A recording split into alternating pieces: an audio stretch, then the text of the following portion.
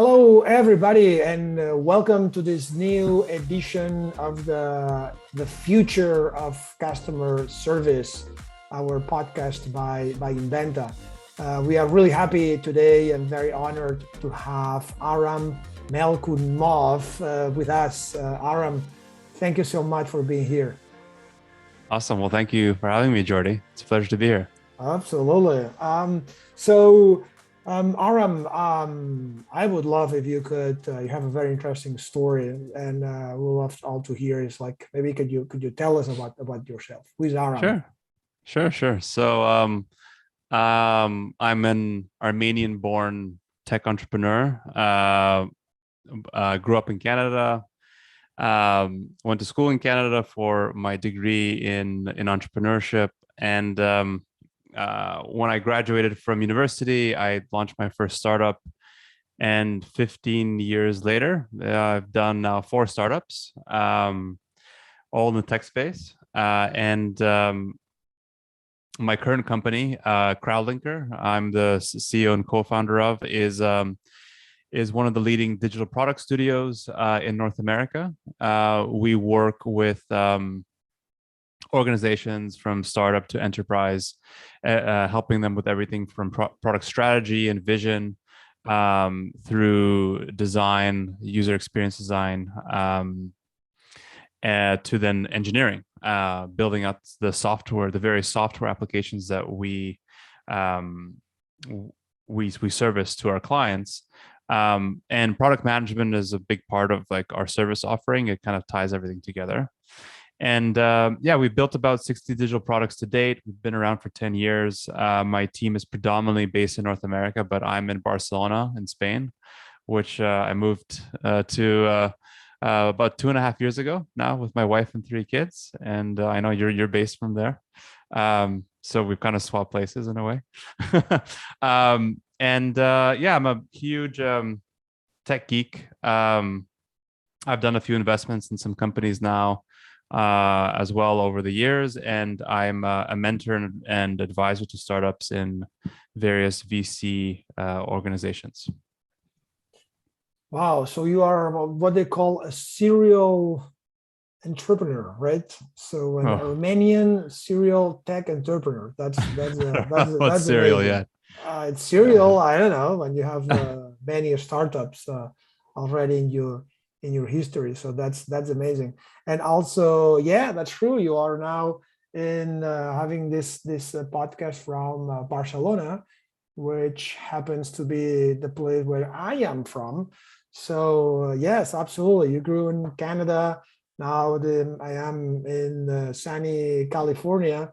So we kind of swap places a little bit. And I think we had this discussion before. Is the reason is paradise is always somewhere else, right? So if you are in Canada, you go to Barcelona. You're in Barcelona, you go to California, always looking for these paradises. That's amazing. So exactly. So about Crowdlinker, right? We have seen amazing customers that you work for, and when you are kind of helping them on all the digital creation. So you have a lot of experience indeed in technology with very big brands. And for those listening to this podcast, I think it's crowdlinker.com. This is the website, so you can go there and see what this Aram and the team are doing. But I would like to ask you in particular about artificial intelligence, right? And in Inventa, we work in the space of artificial intelligence, machine learning, especially for natural language processing. So I would like to know, to pick your brain on how do you think AI has shaped the tech industry, and how it's doing now, and what do you think is going to happen in the immediate future? Yeah, no, thanks. I mean, it's a very big question, but I would say AI, in my opinion, in my eyes, having been working in the product space for a while, initially kind of started off as basically advanced analytics in many ways, if I was to kind of phrase it that way. I think where we've kind of gotten better at is the technology, the access to various environments through AWS now, offering its own quantum computing as well that you could use for AI purposes and machine learning. There's been a massive investment and advancement, I think, in AI. A lot of companies have now started picking up AI as something that they do and building up the capabilities in their organizations to service it. But the way we look at it, there's some various components. So there's like natural language processing, there's machine learning, algorithms, and algorithms can be very basic. 10 years ago when we started our first company, we had a very basic algorithm that was trying to recommend what kind of content you should watch and consume online. And for us, we classified that as a recommendation algorithm, and it had some machine learning that we were trying to do with it. But at the end of the day, at the time, it was just really, I would say, we were harnessing various data points and mining and manipulating things to kind of get some objectives that we wanted to hit with our product. Kind of fast forward to today, with some of the clients that we work with, I think the models have evolved. There's been an abundance of various Python and open source libraries that have become available that you could really start modeling things that, a lot quicker. The path to entry has gone down considerably. But I think the part that still needs to take place is trying to figure out what is your objective that you want to achieve with AI.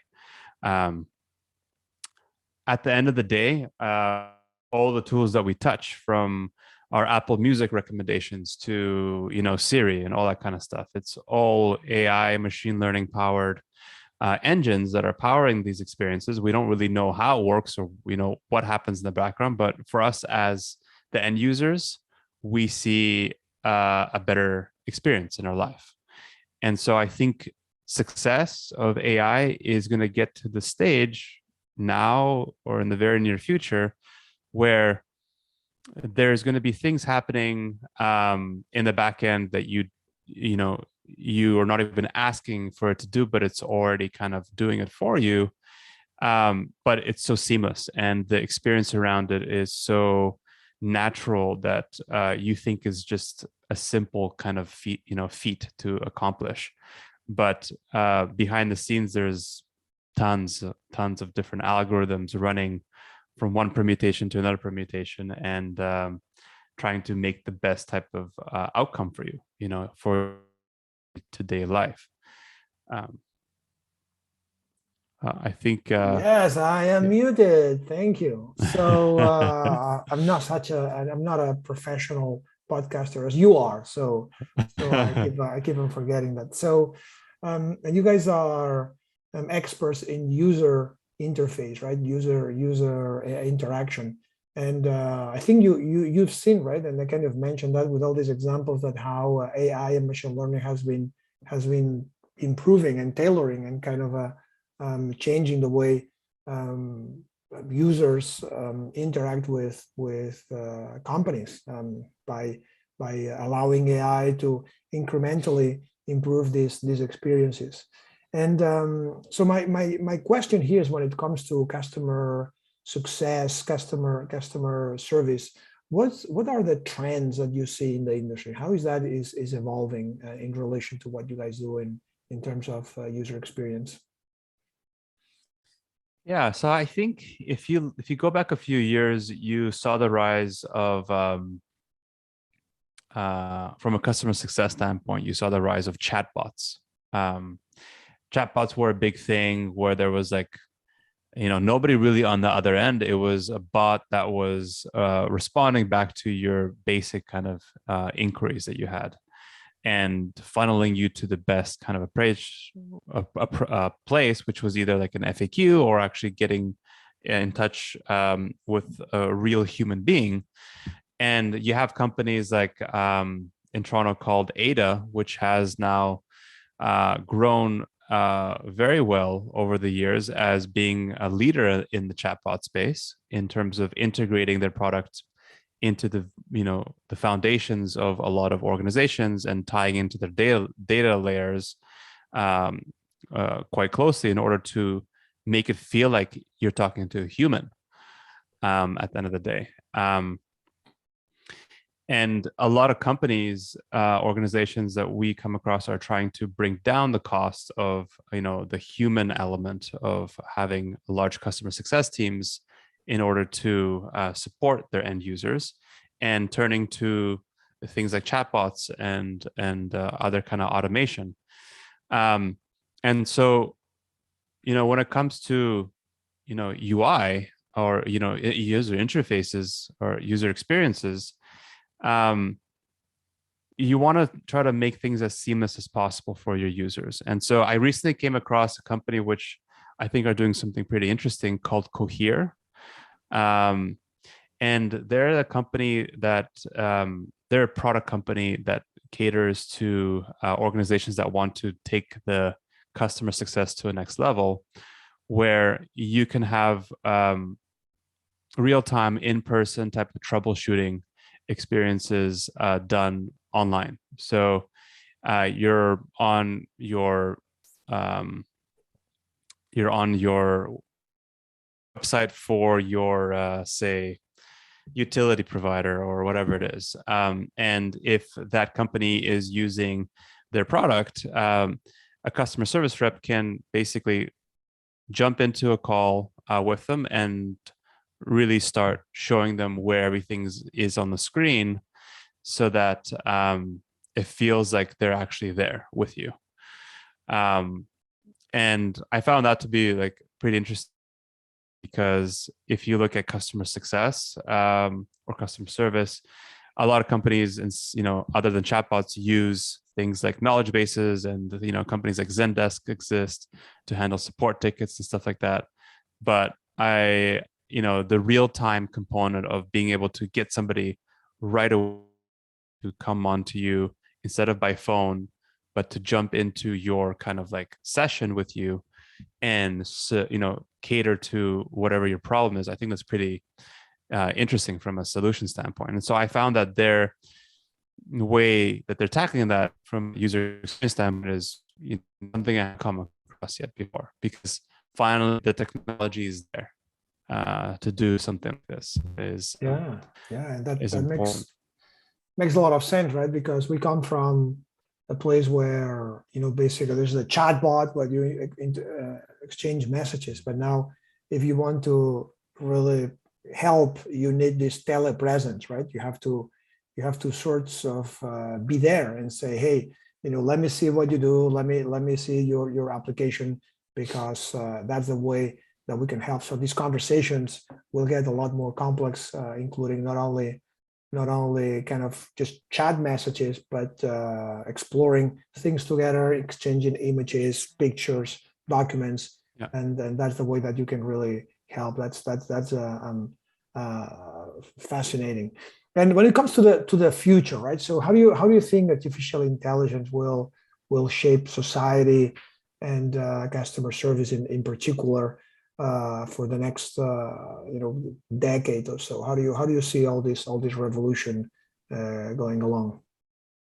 Yeah, so I think a big part is data access is going to be something that should open up the possibility for AI to grow. I feel through integrations of various products tying in together and speaking together can lead to a very kind of cohesive experience for end users to enjoy. Where if you look at Apple now, they bought a company which was doing like shortcuts, like automated steps. They bought that company. They've integrated now into their own ecosystem. And the interesting thing with this like addition is that it now allows the app ecosystem, or like, app developers in Apple's developer community to integrate into the shortcuts. So basically, if I leave my house, turn off these lights, start my car, send out an order to get a Starbucks order fulfilled, get somebody to, come walk my dog while I'm gone based on when I leave. And all these kind of automations, I think, will be possible through just better integrations of various products and the API, or like the open APIs that could be available.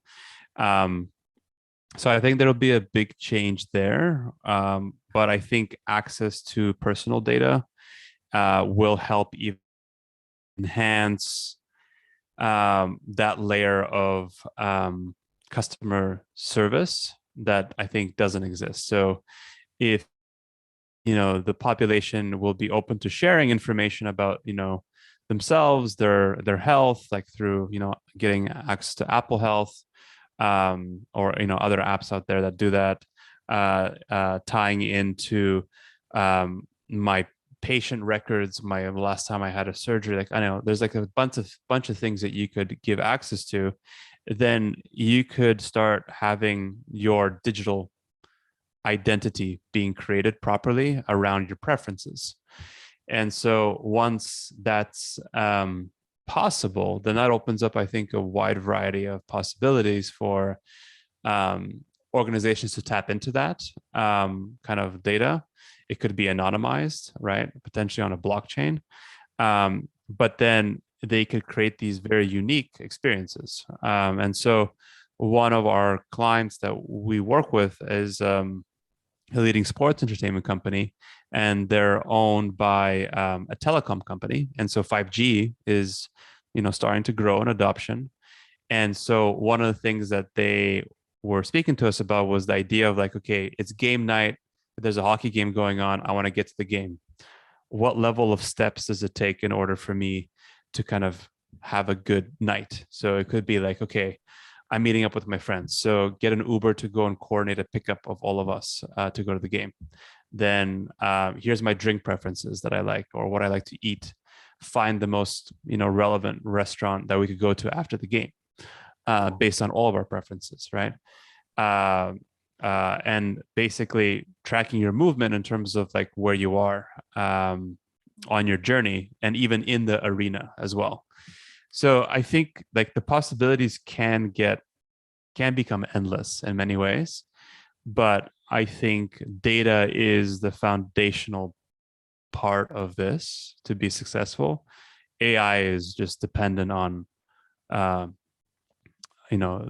richness and the accuracy of the data that it has to work with at the end of the day. And so that data can grow through partnerships or through integrations with others, and enhance and enrich that kind of data set to provide better recommendations ultimately at the end of the day. Absolutely. Which are seamless, right? You don't really even see what's going on, but it's just happening.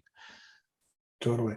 And then of course you're talking about companies and data, and how this data is then accessed by AI to help customers. But of course, as everybody knows, like there's potentially a dark side of all that, right? It's like, okay, how this data could be used to exploit people, and how could criminals have access to more data. So I believe that together with AI and better and more refined user experiences, I believe that combined with that, there is also a security industry that's gonna grow with it, right? I think it will eventually come hand in hand, right? Oh, 100%. I think it starts off also with AI ethics. So there's some organizations that have the foresight in order to see the potential forthcomings of like what AI can be manipulated, to certain people who want to take it for advantage. But I think if you build on the right AI ethics into the decision-making process of any kind of modeling or engines, and obviously, all the user data can be protected properly or anonymized, in a way so that nobody within the organization or nobody trying to tap into that data can kind of extract information out of it. That's where like things like the blockchain can come in handy. So there's definite issues like, Elon Musk, I think, said that we should fear not nuclear weapons, but fear the advancements of AI. if That's it's not right. properly if it's not properly controlled, it could get out of control and ruin us, apparently. Which I can see, right? There is the potential there. But I think if we put in the right kind of stopgaps in place to prevent that from happening, it could, prevent termination day, Yeah, absolutely. judgment day, right? Exactly. Uh, And then there are these other guys, if you know Gary Marcus, he has this book called Rebooting AI. And he's been a critic on the hyper optimism of AI and saying, hey, AI is amazing. Machine learning algorithms are helping us a lot, but there's a lot of work to do. So a decade ago already, we were promised self-driving cars, and they're not we're there. not At there yet. least, it's not something that you can see every day, and certainly we still see problems and some crashes. So it's like still, if you look at the efficiency of machines driving, it's simply humans are better at driving than machines. That's what happened. That happens today. So at Yeah. this point, I believe we can still be safe about this Armageddon arriving here on AI. I think there's a long to wait for machines to improve. Listen, that conversation is so amazing, but we have some certain time constraints here. So what I would like to do is, if you could let our audience know how to contact you, how can they find Aram Melkoumov, if they, sorry for that, I tried so hard to. It's okay. Is that an originally Armenian last name? No, it's not. So my actual last name is Melkoumyan, which is a very typical Melkumian. Hey, I Armenian. can say that better. Melkumian. That's better. It's easier. Yeah, Yeah, for yeah, me it is. I'm kind of yeah. from Mediterranean, right? So I can say these things. Melkumanian. I can say that. All right, and then it was Yeah, it yeah. was evolved to Melkoumov over time. Malcolm, yeah. My I think my great grandfather changed it when he was trying to get out of Armenia during the Turkish, um, how do I put this? The Turkish. How do I be politically correct here? Well, it's When an I say Holocaust. You can call it anyway, genocide. but Yeah, it's yeah. a genocide. During the genocide. Yeah. It was a genocide. I'm not. I don't know what is and what is not politically correct, but there is a Yeah, Wikipedia page called the Armenian Genocide. It's there. yeah, It happened. yeah, Some yeah. folks might want to deny it, but hey, so that Yeah. last name change during this time, trying to It did. Yeah, escape or to kind of yeah, get through kind of a land that at that time could mean the difference between life and death. I'm assuming, right? So that's that's right. thank you for sharing the story. Here we are now living in Barcelona, No. right? And Yeah, exactly. looking at AI. So all right, I think I didn't let you answer the question. So best way to contact you. Yeah, yeah, sure. So, uh, best place is just search me on LinkedIn. You could reach me there by message, or you could email me at Aram, my first name, at crowdlinker.com. Those are my two best places, aside of phone. All right. Which I'm actually not that on top of these days. Yeah, absolutely. The phone is something that rings from time to time, and I never, Yeah, it is happening. And many calls says scam likely, right? So why you should take that call, right? exactly, So absolutely. exactly. Yeah.